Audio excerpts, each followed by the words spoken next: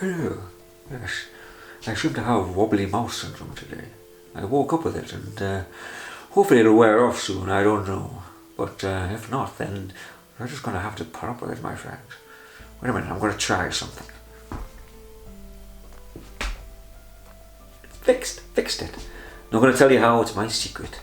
You know, if people want to know how to fix a wobbly mouth syndrome, then I'm going to bring out the secret, which is going to cost people a lot of money. Not too much, probably $29.99. So look out for that. If anyone's got wobbly mouth syndrome and they need a cure, please contact me. I shall give you the answer. You know, once the money's in the bank. Okay. I don't know. I just feel in a funny mood today. And actually, in today, basically the last 4 videos or something have all been today. So I'm just in a wobbly brain mood, you know, which I have a cure for as well. That's $39.95. Okay, my friends. So yeah, I'm the cure king. You know, that's it. It's everything guaranteed to work or your money back. Small print. I'm not saying that. Okay, so cool. I think I've just gone through this one. That's right. Yeah, because usually I try and stream through it, the poem, just to try and get some of the inflections and phrasings correct. I can't even remember what this one's about now. It's just my mind's all a blur from the ramblings. But let's just get on with it. Let's just see if we can get through it. And this one is called Manifestation. I'm absorbed within the mirror as I stare with wanting eyes, and it fractures right before me as my conscious levels rise and emit themselves within the glass in all the different shards. Then the faces, warped, disfigured, turn about with no regards, and disappear from vision to live in altered dreams, venture off in all directions, slipping through the streams, painting their new canvas with a palette carved from thought, unique to only this one vessel, as they sail on life's great boat. And a masterpiece is waiting for our lives to make it real, to show what we can rise to if we wield a will of steel, and mould ourselves to something that is waiting there to see what a life designed with purpose can manifest and be. Yes. I knew when it started, I was like, oh, yeah, that's what it's about. Kind of know because I've just read it through. But yes, I'm a little bit on, I guess we're all on that path in a way, but it's just, I want to try and, make use of time. I want to kind of not let time slip. It's like I do waste it every day again. I'm still not on point with this. Let me just put that down a second. It's rattling. I'm still not on point with this by any means. In a way, that's good, but also not good, because I'd like to get there. I like everything to be, just smooth. But it is just life, and we have to accept. That's the thing. We have to accept reality how it is at every one point. Because if we don't accept it, then we're always wanting and striving for more and more and more. We can never live in the moment. But even though I'm aware of this, I still get sucked. The second I'm like, in the moment, I'm just like sucked into it again. Like, oh, gotta do this, whatever. So it's a never ending thing. But gotta keep bringing ourselves back. It's good to have reminders. I think in the last studio I had something. I should actually put something up there to say, it's like be present. Just like be present. I was like, oh okay, yeah, I have to be present. Right, I said, okay, breathe. And then again, you maybe listen to a podcast or a song, and you're lost in the game, and you're shallow breathing, and you're doing all these. I don't know. We'll get, people who are like disciplined. Oops, sorry, I'm getting a bit of palpitations there. Like, whew, calm down. There you go. It's easing. My God, just whipping yourself up into a frenzy. People who, again, are these disciplined machines or something, like people who, presences, is that right? Yeah, who are followers. Let's just say Tom Bealer again, Lex Friedman, a few of these people who I just really love, who again, it seemed to have it nailed down. I mean, Tom Bealer again, he's the guy who's built $1 billion company with a few other geezers, you know, don't know their name, you know, but I'm sure they've got them. You know, it's like player A and player B and Tom Bilou, you know, but you know, I love him because he's honest. Again, he's just, you know, all the amount of content he puts out, and again, you've probably seen this from me, it's you know, there's almost nothing changes. There's like, I'm consistent with what I put out there because I'm not trying to be something else. You know, I kind of, in a way though, I've got a version of myself that I want to mold myself into slightly, where again, you know, I'm just like this, but I'm also can be a bit more helpful, you know, and maybe a bit more restrained, a bit more to the point. But look, to start with, I'm just learning this stuff. You know, when I get feedback, at this particular point, I've still only got 9 subscribers, and I don't know why I keep doing it. I don't even know what that really means or something. You know, I am like Joey from Friends, like, but you know, I've got no feedback on things. Sorry about that. I should give you some warning. Apologies. I'm going to put something on there. Going to clap. If I remember.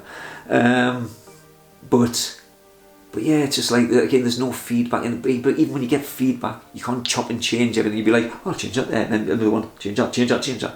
I have a particular view and vision of how I want to put things out to start with. And then when I get settled more, you know, even though I'll be getting maybe good advice of people all the time, I have to almost stick to how I envision it for now and how I want to see things go, because no one can ever understand the inner workings of your particular mind. People might look at you and think you're bonkers and be like, well, why is he not doing it that way? And there'll be some obvious things that I'm doing that are time wasting or whatever, but maybe it's also not a waste of time, maybe because I am taking so long or whatever, that in the end I'll really grasp that thing. So I don't know, I think sometimes we just need to leave people to get on with the stuff, you know, and unless they're, you know, wanting some advice and things, and I will want advice, but initially I kind of just want to get on and do things until I've kind of at least caught up to the point where I think I want to be. Then I'll be like, okay, right, now we're putting up, so how can we tweak these things? How can we, again, I know I probably need to get to start outsourcing things, leveraging things in the future, again, especially this editing side of it, since I don't really edit, but I could pass this on to people and they could do a little bit of, you know, a little bit of tweaking, editing. It doesn't have to be too much, but maybe, again, they know better than me. They'll be able to take out all the rubbish and make it even better. Is that possible? Yes, most definitely. So I definitely want to pass the editing side on to people, or not people, person. You know, and then I can just ramble and be like, alright, there's a memory card, pal. You do what you gotta do, because that's how I speak when I'm not on camera. And then I can just get on with the other things, like the painting and the learning and the other stuff, and I don't have to spend hours doing that stuff. So that is definitely something I'm going to be doing once things start to get better, and then the old swag bag starts rolling in, and the Chinooks start dropping off the piles. I'm like, more, and I become greedy in things, and I'm just like, count it all, proper Scrooge with the old golden coins up there, like, yes, dominoes. I should never be allowed to speak. I don't even know what this is about anymore. Yes, shards of glass, people fracturing, like what's that from? Sliding doors and that, you know, just every decision, where would it lead? It's like I'm making these, I'm painting. The chances of this situation happening, pretty slim to none. You know, there's many other things that, anyhow, I don't want to go down that path. It is what it is right now, and now I have to use this platform of what I'm doing, and I have to get excited about it, because that's what it is. It's like, again, Tom Bilou, I didn't finish about what I was talking about him. I'm doing it again. Okay, so again, he basically was a lazy grot. He's just he had these ambitions when he was a bit younger. Let's just say 20. He had these ambitions, and he would say to his wife Lisa Bilou, they're married at the time, and I think she was quite well off. I think her dad owned a decent company, a big company, and he was saying, you've never met anyone who's kind of, I'm going to change the world, I'm going to just do all these things, I've got so much ambition. And I think when he first asked to marry her, he says, no, you can't marry my daughter, whatever, but anyhow, somehow he did. But he was saying, he admits as well, he's like, oh, he wanted to do all this stuff, but the second Lisa went out to work, he would be either back in bed or he'd be on the couch. And because again, you know, we've all been there, we'll have this ambition, we'll have this energy, but sometimes you don't have the right mentor, you don't have, you're like, oh, okay, tomorrow, today I'm going to plan this stuff out, I'm going to do that. And watching this film will help because, you know, I want to see that situation. Yeah, you know what I mean? Anyway, but eventually his mind switched from like fixed mindset to growth mindset. He went on the path and he transformed himself completely physically, mentally into this machine. And you know, so anyone can do it to whatever level that you want to, but he has extremes. Again, he gets up in the morning, which I do actually. I'm taking these things off him, where I go to bed, don't set an alarm, and get up. He gets up straight away and he works out. I don't always do that, but I'm trying to get in, write the poem straight away while I'm having some breakfast. You know, it takes a little bit to get going. Anyhow, this is maybe not the video to talk about these again. I'm sorry, but anyway, the shards, different lives, different versions. You know, which version are we amongst the shards of glass?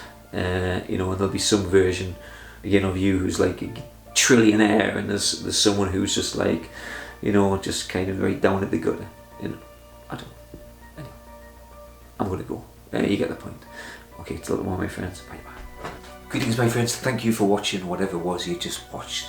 I hope it's left you confused or excited or inspired or whatever emotions is running through your head right now. I appreciate it. But please hit the thumbs up and pass things on to your friends if you think they need to watch this. And if you'd like to look at any of my art or purchase any of my art, then please check out the links below for the website, Instagram, Facebook, and all that jazz. Take care. I shall see you soon. Thanks now. Bye.